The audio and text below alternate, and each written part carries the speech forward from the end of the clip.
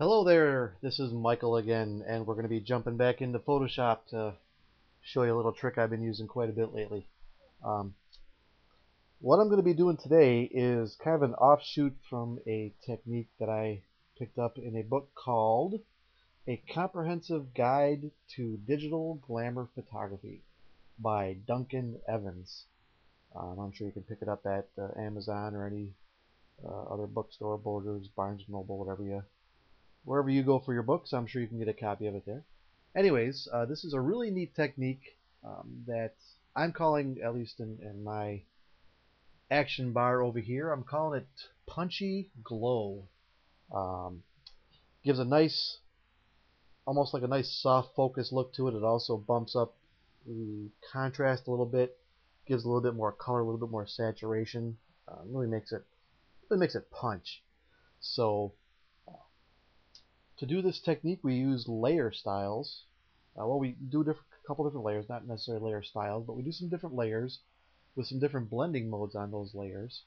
And we also throw in some just a basic Gaussian blur. So let's go ahead and start with this one. First thing I'm going to do is I am going to do a Control J to give myself a new layer. And so I got layer 1 right there that shows up. And here I'm just going to do a quick filter. I'm going to do, let's see, we're going to blur, and then we're going to Gaussian blur. I'm putting it, well, let's drop it down to maybe 4. This is a smaller picture, so I don't need as big of a radius, so I'm going to make that 4. If you're on a higher resolution picture, you probably want to go with a higher radius Gaussian blur. But just so your picture gets blurred about this much, it's not really too important how blurry it gets at this point. It's not a big deal. Anyways, I am going to change our blending mode to screen. Screen's there. Okay, you can see the blurriness actually went away somewhat, and it just got a little brighter there. I'll change the opacity here to, let's make the opacity 50. There we go. Now I'm going to do Control J again. Oops, there we go. Control J. Give me. Oh, we got a couple copies here. All right, great. That's what I wanted, anyways. We have layer 1, and then we have layer 1 copy. We're going to change this layer 1 copy here. Change that to overlay. And for now, we'll keep the opacity at 50%. We may change it. Then we'll go up to that top one. We'll change that to multiply. That darkens it up somewhat. And we can even drop that opacity down a little bit if we wanted to. Maybe at 30%. Okay, now we have these 3 copied layers here. We have our original background, which we did not touch. We have layer 1. We have layer 1 copy, and layer 1 copy number 2. I want to select all of those. I'm going to hold down my control button, and that one is already selected. We'll go down to this one, hit that, and layer 1, we'll hit that one. That way all 3 of them are selected. We'll go up to our layer menu, and we're going to group layers. Okay. Now we go over here to our add layer mask, and we click on that. Now we could turn it off just to take a quick look at it, see where we're at. That's our original picture, and then we turn the eye back on, and that's our punchy glow that we create here. So at this point we have a layer mask. We want to make sure our brush is selected. I've got a little action button for select that black brush. So we got that. I'll shrink it down a little bit. And anything that should have texture, like the jacket here, we want to go ahead and mask out. Because we want, well, we may want, I think for this picture it looks better. You may decide to just keep it as is. But whenever you see texture like that, you usually want to mask out the texture so that way you have that texture come back. Maybe you want to keep the glow on the entire picture, and that's fine. That's completely up to you.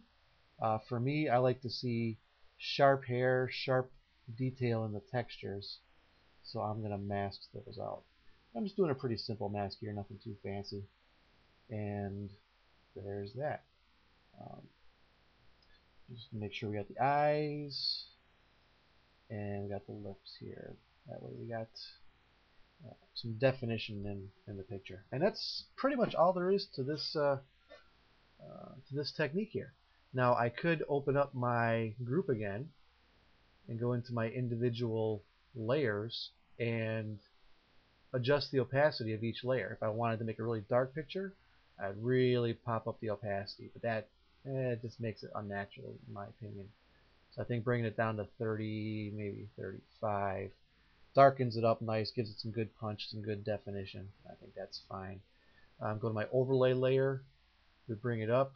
That gives us a little bit more glow. And that's at 100%. Bring it down. I'll bring it down all the way to 0. Takes away that glow. So I just got to decide how much glow I want there. 55 seems to be about where I want it. And we go down to our screen. We can bring it all the way up to lighten up the picture some, or bring it down. Kind of liking it about 40. So we'll keep it at 40. And we close our group back up. And that is about it.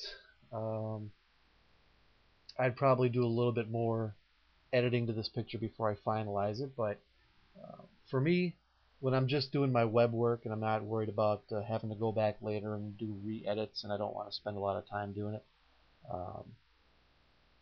when it's just going to be something small like that, I'll go ahead and I'll flatten all my layers. I don't mind doing that. If I'm doing a big production where it's going to be published and I want to go back and be able to change little details, I'll keep separate layers over here for all my different changes. But in a situation like this, I'm just going to go ahead and flatten my image. So that's flattened, and that is about it. We go back to our where we started here. That is our original picture before we did our technique, and this is what we get at the end. So we get a little bit of a glow, pops the color a little bit more, almost acts as like a little bit of a skin softener because it's got that glow instead of sharp skin, and really neat. I was really happy when I saw this technique in Duncan Evans' book, and like I said, changed it around a little bit to what I do, and I think we got a pretty neat little technique here. So go ahead and give it a try. It's not going to work on every picture. Some pictures it'll give you a really neat look. Some it'll just be no good. But that's just one idea of how to play around with layers and how to use them to enhance your picture. Hope you enjoyed this little tutorial and you got something out of it. If you have any questions, go ahead and send me an email at michaelleemlp@aol.com. Take care again, and we'll see you soon.